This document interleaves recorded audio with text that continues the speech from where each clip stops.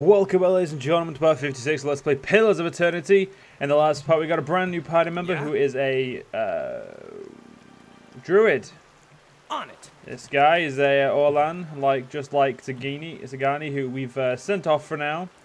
We've made him into a shape-shifting, aggressive character. Yeah. So technically, we're now 2 party members down. So we actually have to edit the formation so it makes a little bit more sense. He's definitely going to be a frontline fighter, so we're going to quickly just finish off exploring over here and exploring this area in particular. So we've done that area, so now we need to go. Now we do need to go down here. So I wonder what I wonder if we'll be more effective with a druid instead of what we had.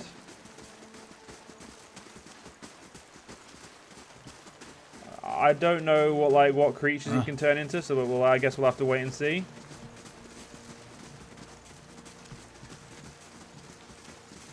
Well,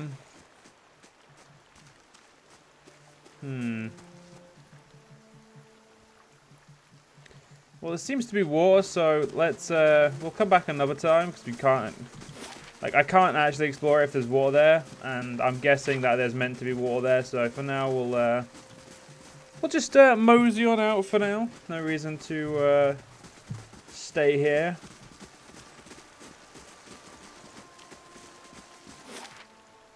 It's Dyrford Village. Dyrford or Dyrford, I can't remember what it's called.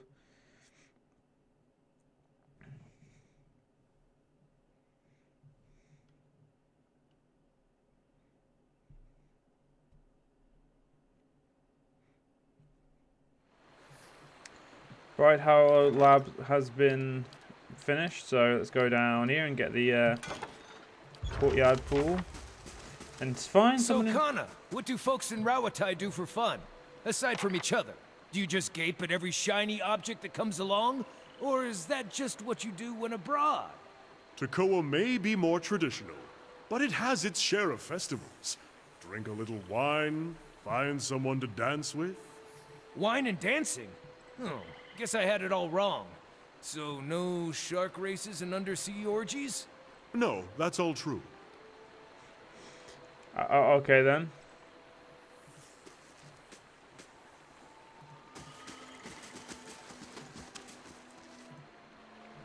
An elf idles by the road, watching the village across the river.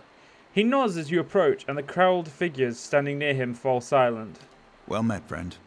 Greetings, friend. A slow smile forms as he eyes you. I've heard of you. Word has it you've been busy in Defiance Bay. He draws closer. I'm busy too, and eager to finish my business and get back to the city. Sounds like we're both too busy to stand around chatting then. He laughs. Right to the point. Just the kind of person I need her to find her. Who? Haven't you heard? There's a murderer on the loose. Said to have gone mad with grief and strangled a dozen healthy children with her when her own was a hollowborn. He nods at the figures with him. We've come all the way from Defiance Bay to bring her to justice. So why are you standing around here? He nods across the river. She's hiding out in the village. We'd go in after her ourselves, but the problem is she knows our faces, and no telling what she'd do if she saw us coming, and we'd like to avoid any further unnecessary bloodshed. He leans closer. Her name is Nifri. She's Norlan. We want to get her out of town so that we can deal with her cleanly. She knows we're looking for her, but if someone were to convince her that it's safe to leave. If she's a mass murderer, why didn't the Duke send the Crucible Knights after her? The powers that want to keep things quiet for obvious reasons. Better not to cause a fuss, and certainly better not to startle her into doing something drastic. I could draw her out. He nods. She won't know you. It'll be simple. I have a few questions for you first. What did she do exactly? She was responsible for the murder of all those babies in Defiance Bay, remember? Terrible thing. But we keep Welcome. Fair, right? Oh, okay, yeah, fair enough. Let's just go do the job then. Howdy do. The guard sighs with relief as he looks to you. What are the odds? Stuck in this backwater only to meet the famed champion of Defiance Bay. Birth's wheel brings mercy today, indeed. His demeanour grows serious. Perhaps you could help. I don't suppose you saw a young elven nobleman on the road. I'm stuck in this wretched place with the rest of my unit until we find her. I haven't seen anyone like that. Is everyone else in the blazing village? He sighs. Perhaps you could go speak with Lord Harrond at the inn anyway. He'll be grateful for the assistance, and it could be the locals. It could be the locals up to you about his daughter's disappearance more than they have to us. I mean, I'm a bit busy searching for, like, you know, this bitch who's probably not an actual murderer, but... A man paces angrily in front of a wrecked animal pen, his sun-weathered face twisted with ire. He's so wrapped up in his fear that he doesn't seem to notice you. Aldwyn sobbering beasts, blazing bloody effigy, thrice damned salty wench and her soggy. It's probably not the best way to pray to the gods.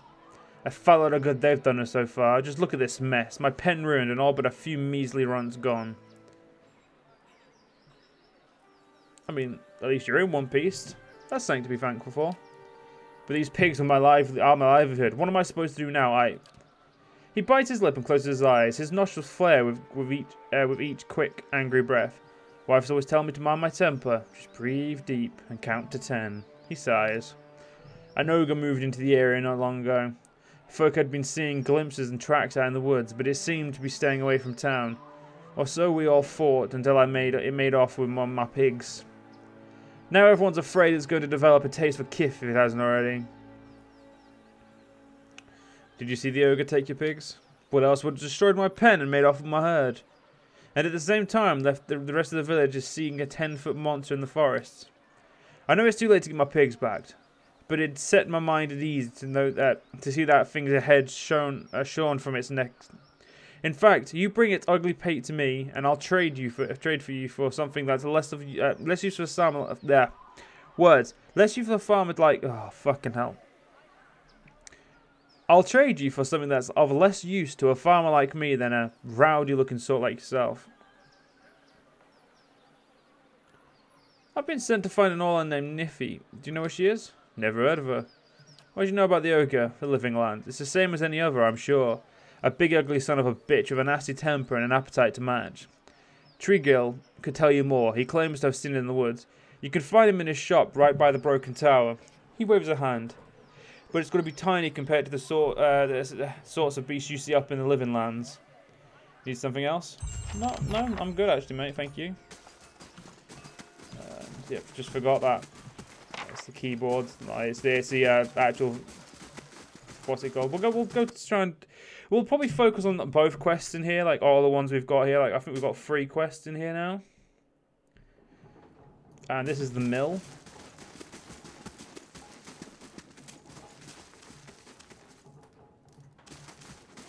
Well, apparently this is just a... Whoa. I'm not fucking stealing. We're not thieves unless, you know, they're drug addicts, in which case we're happy thieves.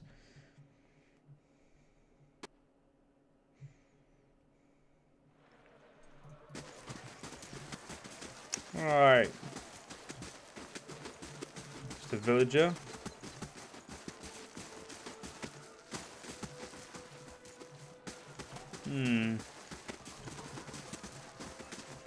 So this is like a, this is like an actual village, so interesting.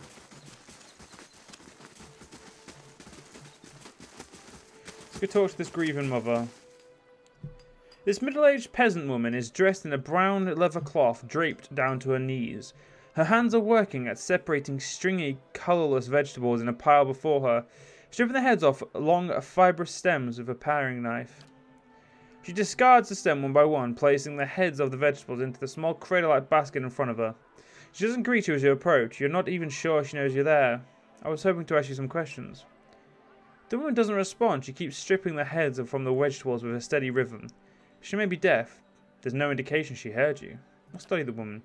At first glance, she seems nothing more than a middle-aged woman, unremarkable, maybe less stern than most, who seems more focused on the weaving in her lap than her surroundings. You suddenly notice she's not stripping the vegetables before her any longer. She's weaving, and the vegetable pots are now missing.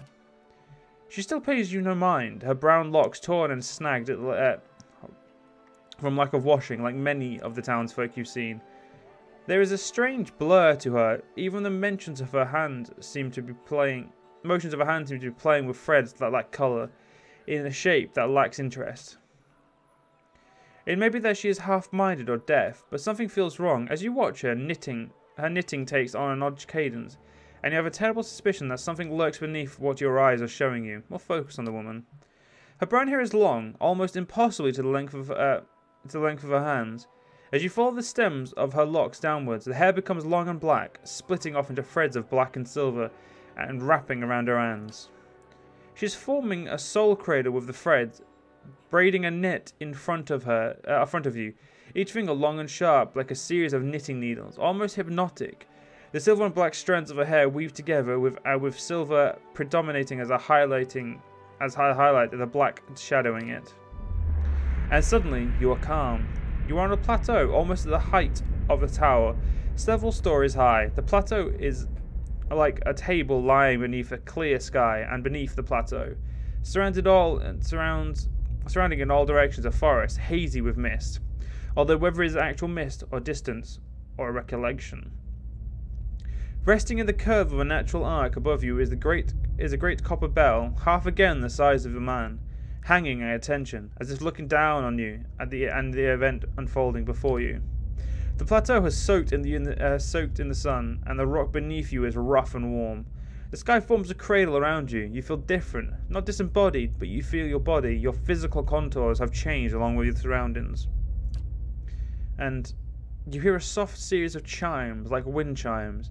At the sound, the scene gains colour and texture, as if the sound is beckoning you gently forward, filling your senses and thoughts, like mist roiling softly into a chamber, and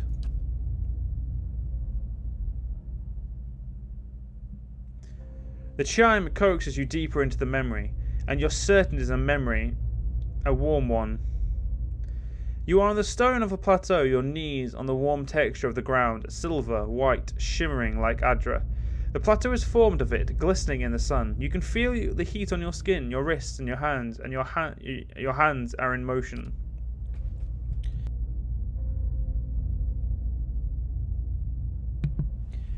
Weaving, not thread, but gathering, tenderly moving along the first movement of breath's wheel. Your hands are wet.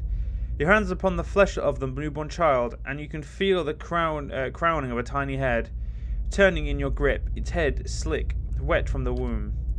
The hands you are weaving, inhabiting, have done this many times, and they are practiced and confident. You feel distant pains in your own head as the head emerges, a steam of fluids from the womb helping the newborn. Fucking hell! Newborn slide forth, and a woman, laboured breathing, crying out. Focus on the child, the movements of your hand. As your hands move, you hear the sound of chimes, clear, cutting through the haze of the memory. You cannot see where they are coming from, but they are close, and they are meant as a comfort. Of that you are certain. Draw the child forth. And coaxed by your hands, every moment causing the chimes to sound again. Almost eagerly the child comes forth, and as it does, your hands are in motions, weaving. Move along the length of a soft, wet rope. No, an umbilical cord from the legs of the naked woman before you. You are holding a small child, still wet from the womb before you. The child cries out, its cry full of life, full of soul, the ringing of chimes echoing in its thoughts, filling it with its welcome. The soul is blurred at the edges, as if you are weaving a soul from within a soul. But it is there, it is alive. The woman before you was weeping, and at her first cry, her hands reach out for it. Surrender the child. You surrender the child to her, something you have done many times before. And as your hands move, the chimes echo movement, and you realize the chimes are hanging from the cords on your wrists. And when they were once echoed in the memory, they are now echoing in the child's mind as well. The chimes are intended to welcome the child, to be its first gentle greeting into the world. A soothing sound guided by the tender emotions of your wrists. You are helping to weave its thoughts, its perceptions, and the experience. The woman laughs with ragged joy, laughing from a parched throat. Her emotions seem smoothed, but the physical demands of labour have left her exhausted. But the child is here, the child is safe, and at all atop the plateau is peaceful, calm, distant, flattening out the memory persists. As the memory persists, slowly pull back, retreat from the memory. With effort, the scene bleeds of colour, and your mind becomes your own again. There is no pull, no anchor, yet the sound of the chimes remain, as they existed in the memory. They sound here as well. and they are hanging from woven braids on the wrist of the woman before you.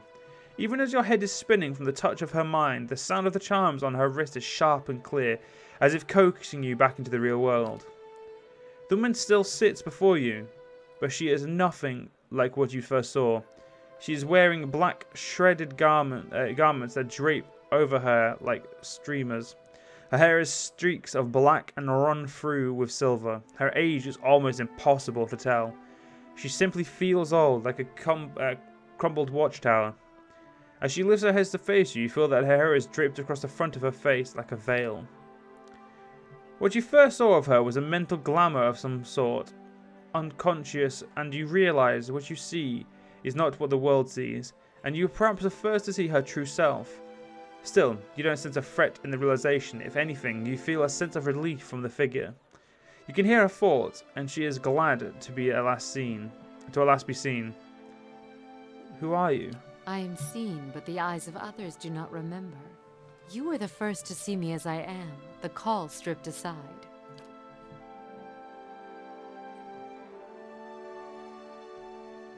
There is a light touch on your mind, a caress, and her left hand mirrors the motion of the touch, reaching up to the air between you.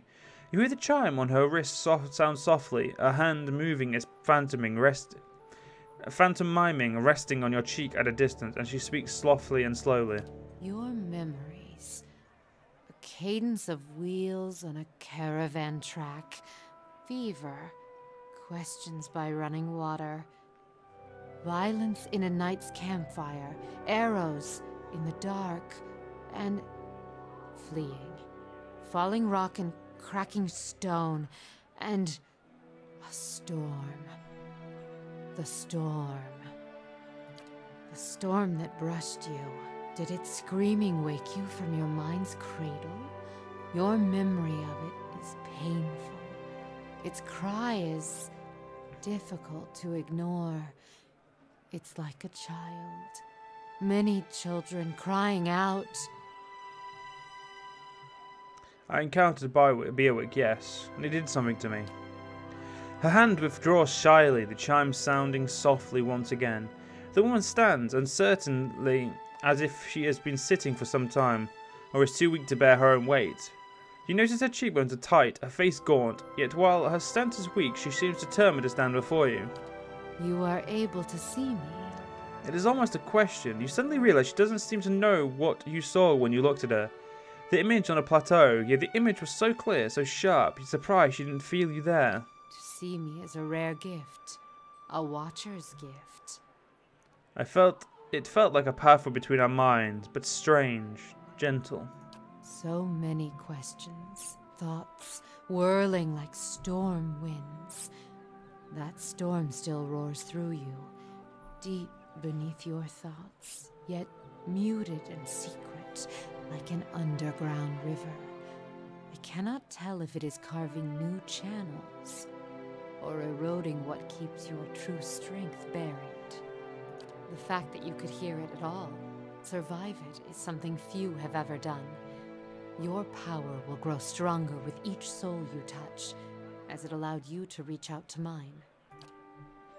There is a silence, and although it seems to last for but a heartbeat in your thoughts, it stretches out between the two of you like a pull between your minds. You blink, take a breath, and then you realize she wants to ask you a question, yet can't form the words, as if assembling them is painful, or there simply are not enough pieces.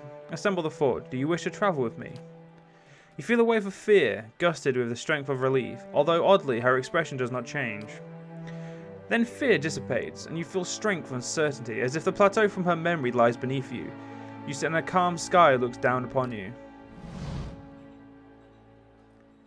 She, like me, is a cipher. For now, though, we'll leave her out of the empire.